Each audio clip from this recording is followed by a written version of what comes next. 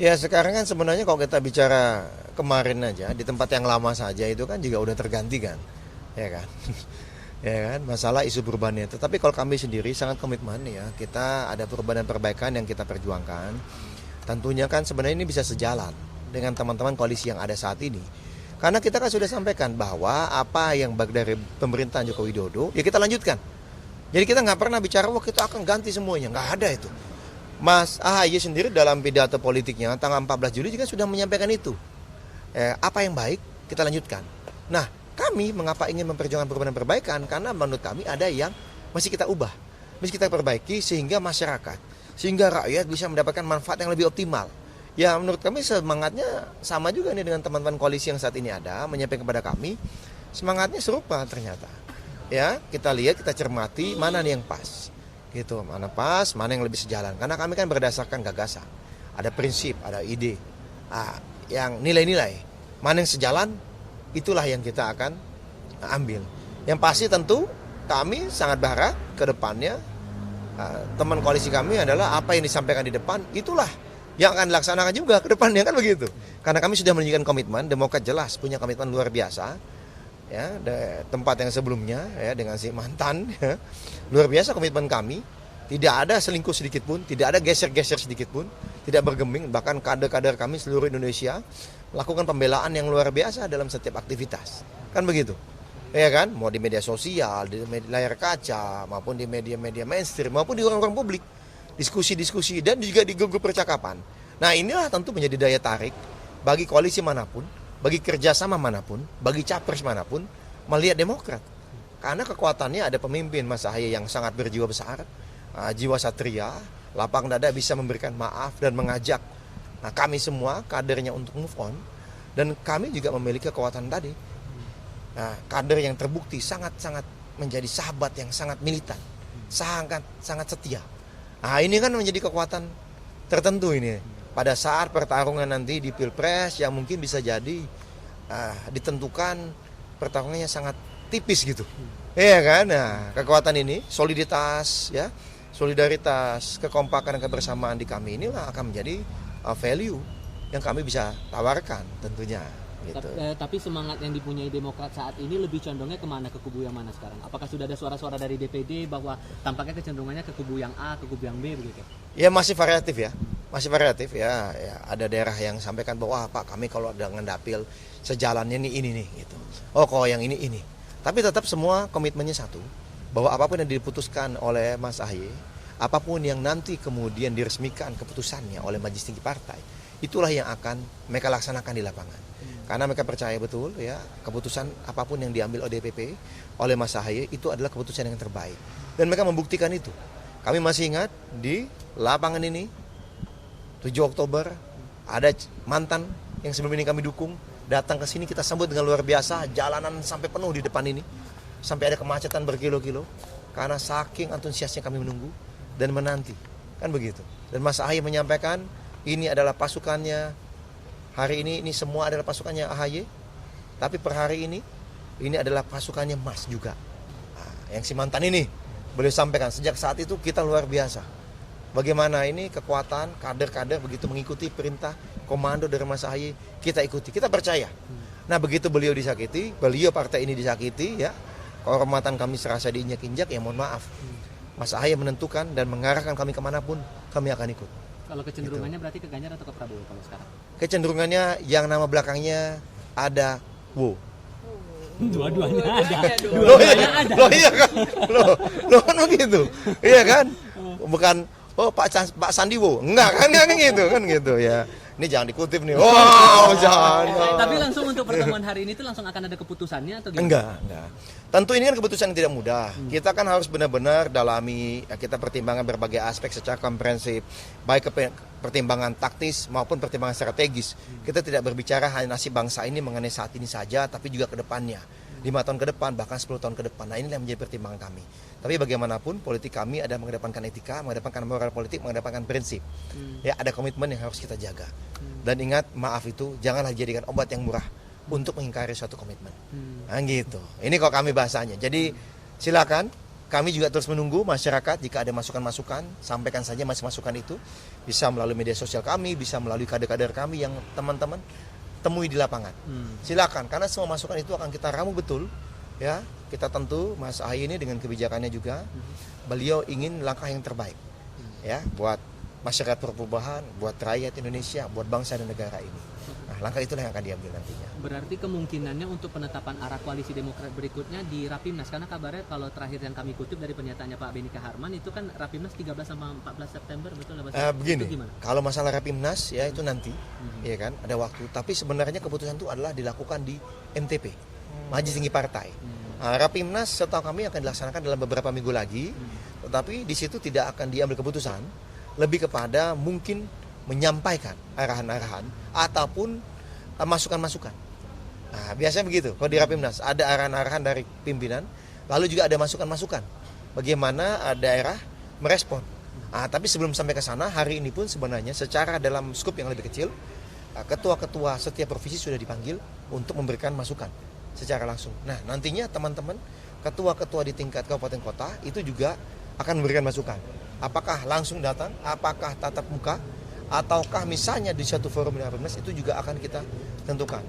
Gitu. Nanti akan ada. Karena ini kan bukan hal yang mudah ya gitu. Bagaimanapun semua gerak langkah ini kita ingin yang terbaik.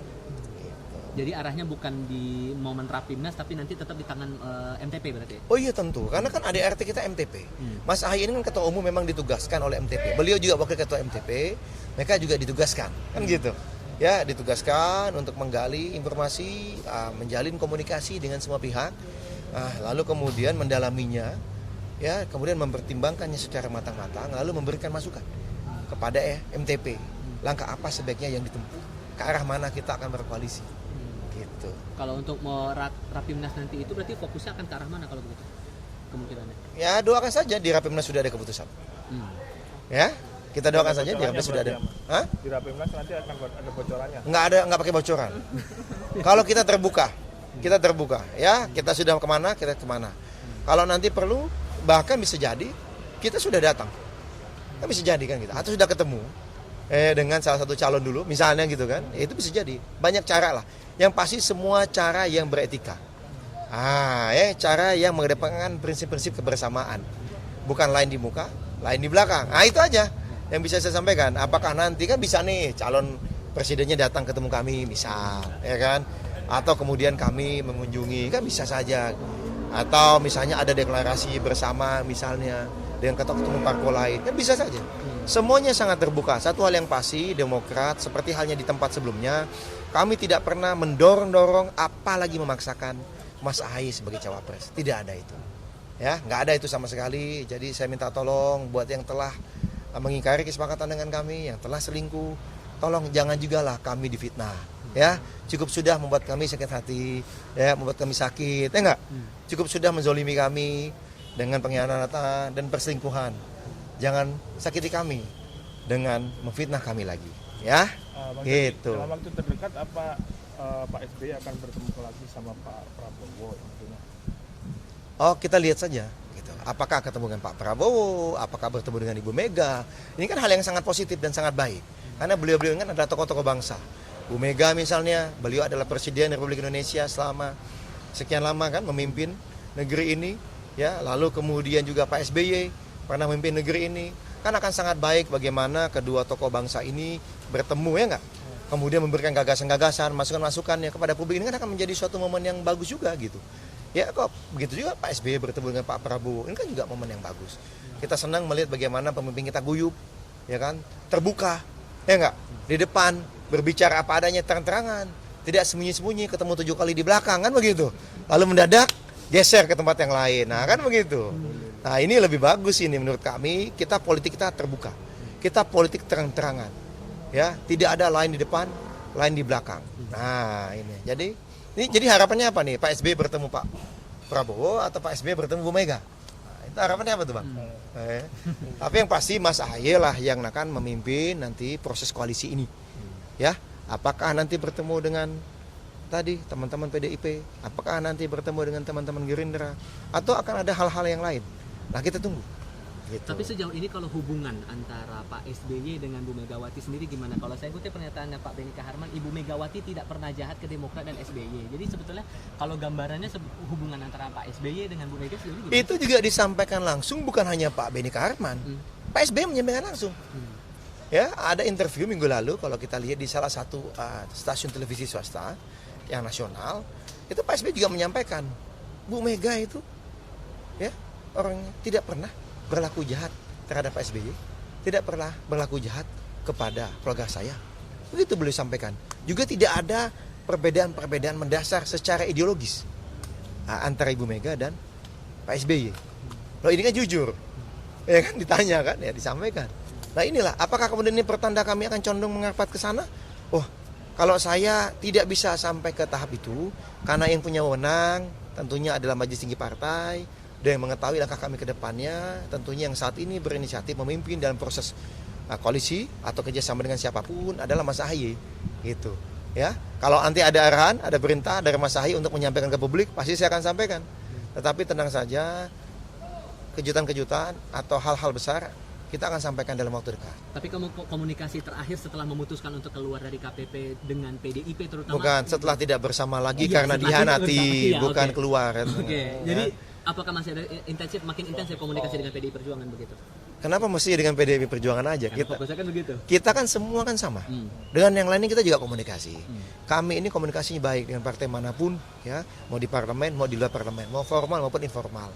Gitu ya, nggak perlulah merujuk ke salah satu, ini bisa aja ini. Ya kan, ya tapi komunikasi iya pasti ada, komunikasi pasti ada, hanya pada saatnya nantilah kami sampaikan.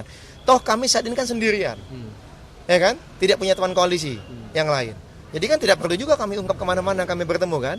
Beda kalau kami saat ini lagi di koalisi mana, tentu kami akan menginformasikan kepada teman-teman koalisi seperti yang selama ini kami lakukan. Gitu. Semua partai berarti sudah ada komunikasi setelah itu ya? Ya, malah teman-teman lah yang kemudian merespon, mengetahui situasi ini dan menyampaikan, ya tadilah, ya semacam simpati, termasuk ke saya ini. Ini teman-teman saya, tapi saya nggak mau lah, ini kan bukan momentumnya. Udahlah, kita mau move on. Ya, apa teksnya teman-teman itu?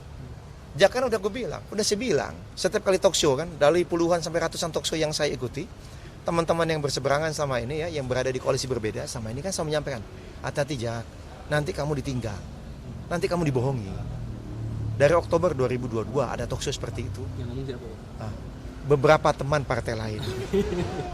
Ya, beberapa teman partai lain. Saya bilang enggak, ini orang baik. Ketemu kami bilang ini orang baik, kita harus dukung dia. Ya kok kejadian sekarang kayak gini, ya udahlah. Mereka juga ngomong, kan udah gue bilang Jak, kan sudah saya bilang. Ya kan, emang pahit gitu. Kita dapat pelajaran berharga, tapi kami sudah move on. Ya, sudah move on. Ya, alhamdulillah kita sudah bergerak lah, maju ke depan. Itu tadi saya sampaikan, kami bersyukur. Kami punya ketua umum yang punya hati luar biasa, punya jiwa satria yang luar biasa, sangat pemaaf. Beliau bisa memaafkan orang yang mengkhianati dan menyakiti kita. Ini kan mengkhianati dan menyakiti partai, bukan hanya beliau. Dan beliau kemudian mengajak, ayo kita move on. Dan beliau loh mengucapkan, mungkin beliau yang pertama mengucapkan secara terbuka, selamat kepada pasangan calon mantan ini, gitu, ya, gitu. Oke, makasih ya teman-teman ya.